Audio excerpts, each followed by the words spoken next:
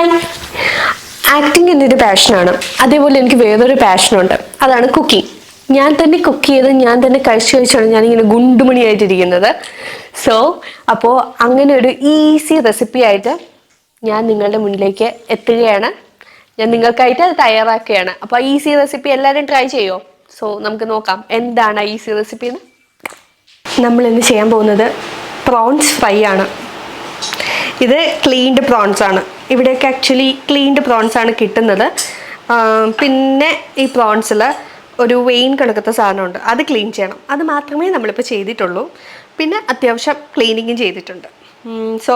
Prawns fry എനിക്കറിയാവുന്ന രീതിക്കുള്ള prawns fry ആണ്. ഈസി റെസിപ്പിയാണ്.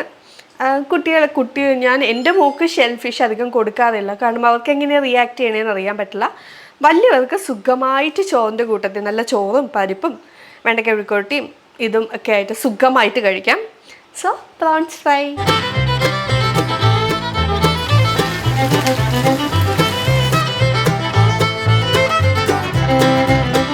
എനിക്ക് ആ പ്ലേറ്റ് തരുമോ?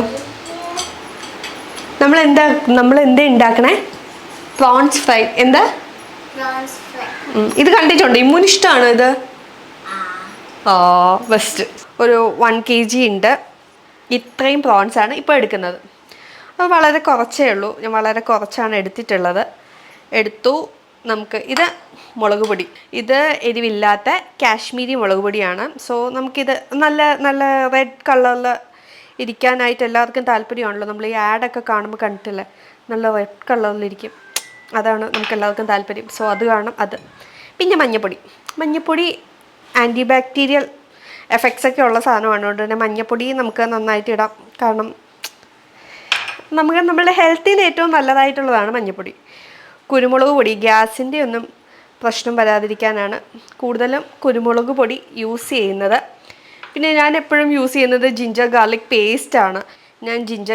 പേസ്റ്റാണ്. യൂസ് ചെയ്യുന്നത്. പിന്നെ കോൺഫ്ലോർ. ഇത് എല്ലാത്തിൻ്റെയും ചിക്കൻ ഫ്രൈ ആയാലും എന്ത് ഫ്രൈ ആയാലും ഇത് കുറച്ചുണ്ടെങ്കിൽ ഒരു നല്ല ടേസ്റ്റ് എന്ന് വെച്ചാൽ ഒരു ക്രിസ്പി ഫീലിംഗ് ഒക്കെ വരും. അതുകൊണ്ടാണ് കോൺഫ്ലോർ നമ്മൾ യൂസ് ചെയ്യുന്നത്. പിന്നെ വേണ്ടത് സോൾട്ട്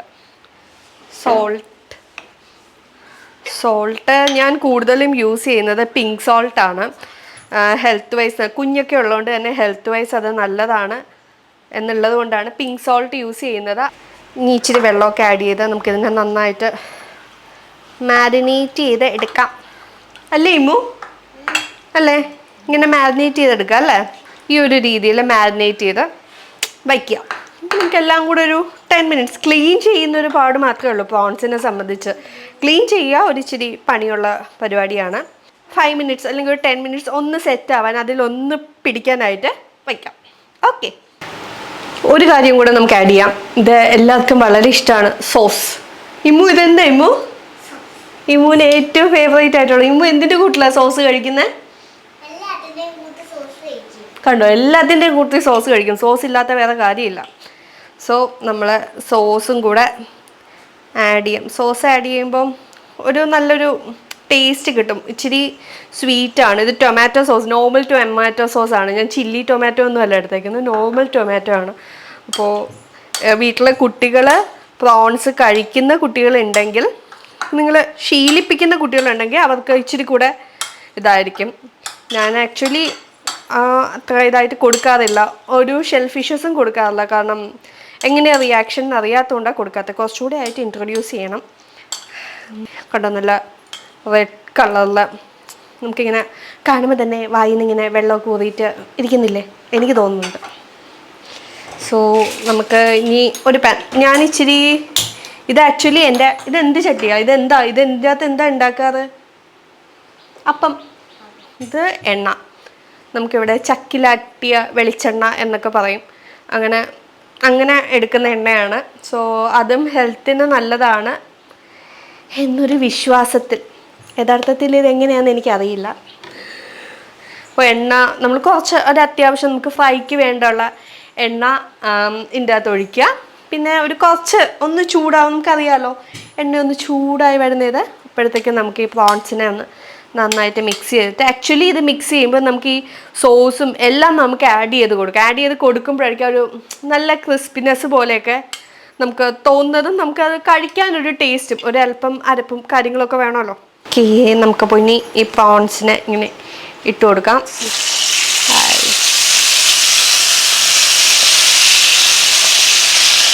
തീ കുറച്ച് വെച്ച് ഇട്ട് കൊടുക്കണം, അല്ലെങ്കിൽ കരിഞ്ഞു പോവും.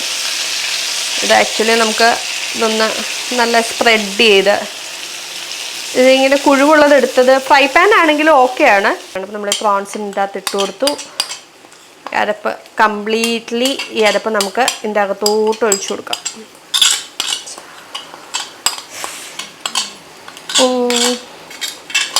യെസ്, നമുക്കിനി അടച്ച് വെച്ചൊന്ന് വേവിച്ച് കഴിയുമ്പോൾ അതിൽ നിന്ന് തന്നെ ആവശ്യത്തിന് വെള്ളം ഒക്കെ ഊറി വന്നോളൂ. നമ്മൾ എക്സ്ട്രാ ഒന്നും ആഡ് ചെയ്യേണ്ട കാര്യമില്ല. അപ്പോൾ ഇത്രയും ചെയ്തു, ഒരു സിമ്മിലിട്ടു. നമുക്ക് വേണമെങ്കിൽ കുറച്ചൊരു ഓയിൽ നമുക്ക് കുറവാണെന്ന് തോന്നുന്നെങ്കിൽ, യൂഷ്വലി നമുക്കറിയാമല്ലോ, ഇല്ല എന്ന് തോന്നുന്ന ആ ഒരു സ്പേസിൽ മാത്രം ഒഴിച്ചു കൊടുക്കുക. എന്നിട്ട് മൂടി വയ്ക്കുക ഒരു 10 മിനിറ്റ്സ്. സാധാരണ ഭക്ഷണ രീതികളൊക്കെ എങ്ങനെയാണ്? സാധാരണ ഭക്ഷണ രീതികൾ നോർമലി വീട്ടിലുണ്ടാക്കുന്നതാണ് അധികവും യൂസ് ചെയ്യുന്നത്. എന്നാലും പുറത്തൊന്നും കഴിക്കാറുണ്ട്, കഴിക്കായികയൊന്നുമില്ല, അത്യാവശ്യം നന്നായിട്ട് കഴിക്കാറുണ്ട്. ഇമ്മുൻ്റെ ഏറ്റവും ഫേവറേറ്റ് എന്താ? ഇമ്മു പുറത്തുനിന്ന് കഴിക്കുന്ന ഏറ്റവും ഫേവറേറ്റ് എന്താ? അൽഫാം. വീട്ടിലുണ്ടാക്കുന്നത് ചെറിയ എരിവാണെങ്കിലും ഇമ്മുന് ഭയങ്കര എരിവായിരിക്കും. പക്ഷെ വെളിയിൽ പോയി പെരി അൽഫാം കഴിക്കുമ്പോൾ ഒരു എരിവും അതിന് ഉണ്ടാവാറില്ല, നന്നായിട്ട് കഴിക്കും. പനി വന്നാൽ പോലും ഞങ്ങൾ അൽഫാമാണ് കഴിക്കുന്നത്. അതാണ് ഞങ്ങളുടെ പ്രത്യേകത. അമ്മ ഉണ്ടാക്കുന്ന ഏറ്റവും ഇഷ്ടം എന്താ?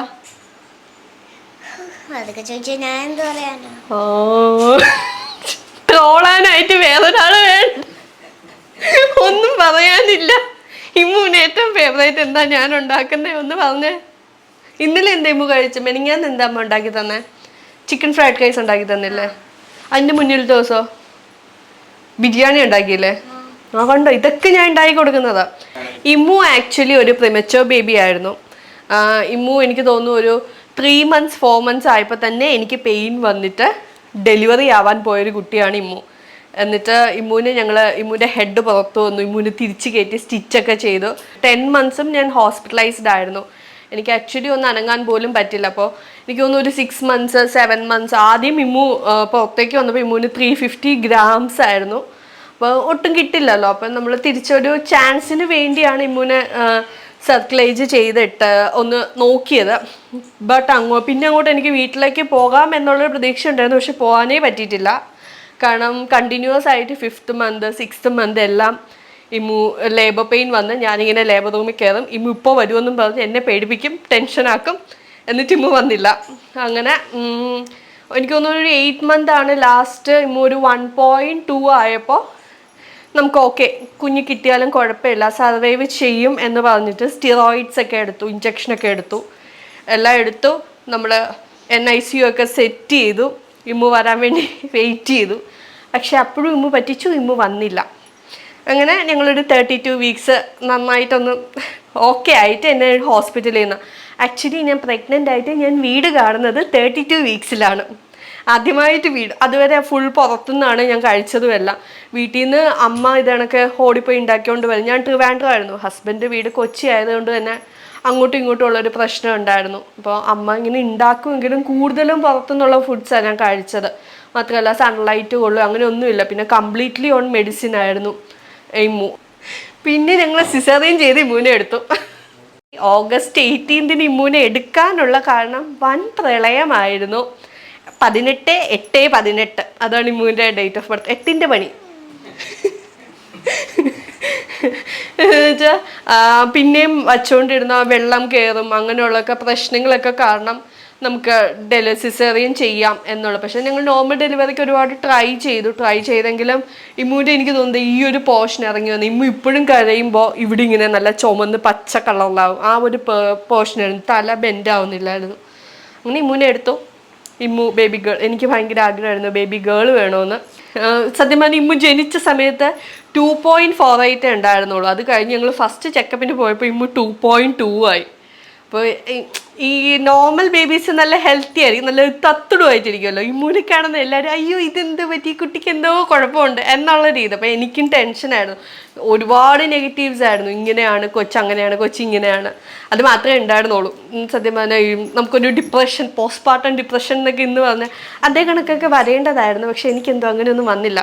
ഒരു 1 year ആയിട്ടും ഇമ്മു നടക്കുകയൊന്നുമില്ല. ഇമ്മു എനിക്ക് തോന്നുന്നു കമന്ന് വീണ് ഇഴഞ്ഞിട്ടില്ല, അങ്ങനെയൊന്നും ചെയ്തിട്ടില്ല. ആളൊന്നും ചെയ്യത്തില്ല. ഇത് കൂടെ കാണുമ്പോൾ എനിക്ക് ആകെപ്പാട് ടെൻഷനായി. അയ്യോ എന്തെങ്കിലും കുഴപ്പമുണ്ട്, ഈ പറയുന്നതൊക്കെ സത്യമാണോ എന്നുള്ളൊരു. ചെക്കപ്പിന് കൊണ്ടുപോകും, അവർ പറയും ഓക്കെയാണ്, വേറെ കുഴപ്പമൊന്നുമില്ല. പക്ഷെ ആള് അങ്ങനെ എഴയോ അങ്ങനെയൊന്നുമില്ല. ഇരുന്നു പിന്നെ നിന്നു. പിന്നെ എനിക്ക് തോന്നുന്നു ആ കോവിഡ് മാർച്ചൊക്കെ ആയപ്പോഴാണ് ആള് ആദ്യമായിട്ട് കോവിഡിൻ്റെ ടൈമിലാണ് നടന്നു തുടങ്ങി. അപ്പോൾ പിന്നെ പുറത്തു പോകണ്ടല്ലോ, അതുകൊണ്ട് വീട്ടിൽ തന്നെ നടന്നു. കരിയുന്നുണ്ടോ എന്നൊരു ഡൗട്ട്, നമുക്ക് നോക്കാം.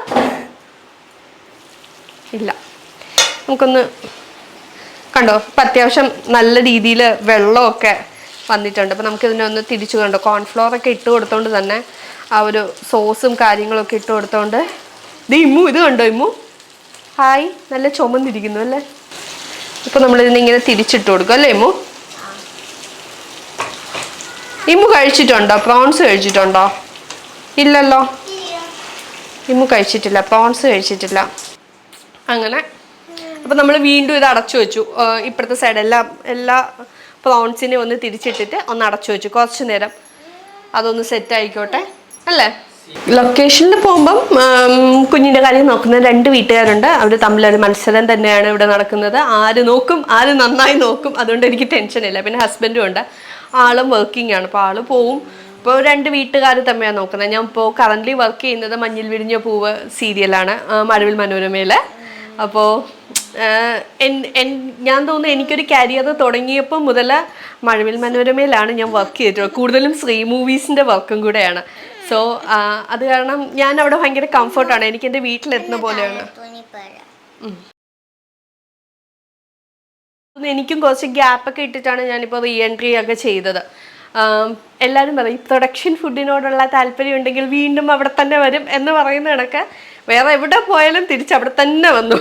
ഇപ്പം ഓൾമോസ്റ്റ് കൊഞ്ചിൻ്റെ നിറം കണ്ടോ, ഒന്ന് നല്ല വൈറ്റ് കളർ. നമ്മൾ ഒരു അകത്തെ വെയിൻസ് ഒക്കെ കാണാമായിരുന്നു മുൻപ്, ഇപ്പം അങ്ങനെയൊന്നുമില്ല, നല്ല നല്ല ഇതായി. അപ്പോൾ നമുക്കിനി അത്യാവശ്യം വെന്ത് കഴിഞ്ഞു. അപ്പോൾ നമുക്കിനി തുറന്ന് വയ്ക്കാം. കാണുമ്പോൾ തന്നെ നമുക്കിങ്ങനെ വായിൽ വെള്ളം പോകുന്നില്ലേ.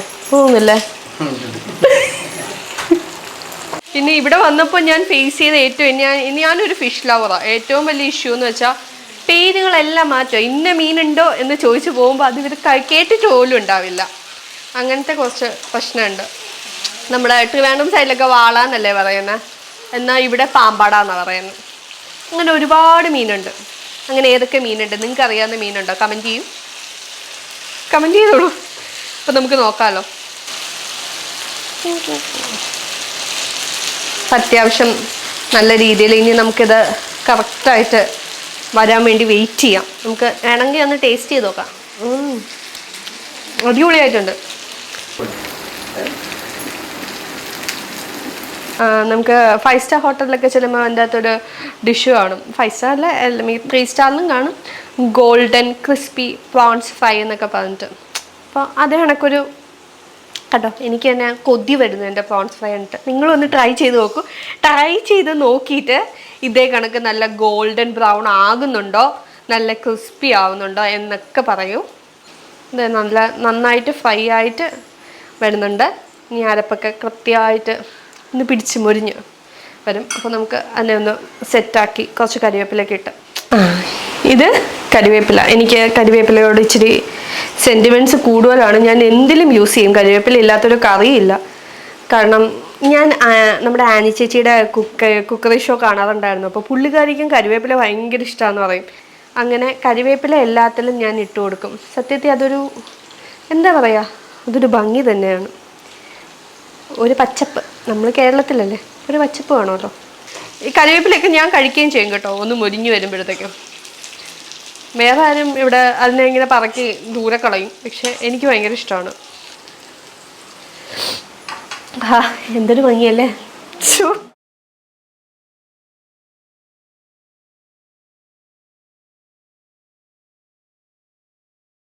Yeah. അപ്പം നമ്മളുടെ golden colour, golden brown crispy prawns fry ready ആയി കഴിഞ്ഞു. കണ്ടോ?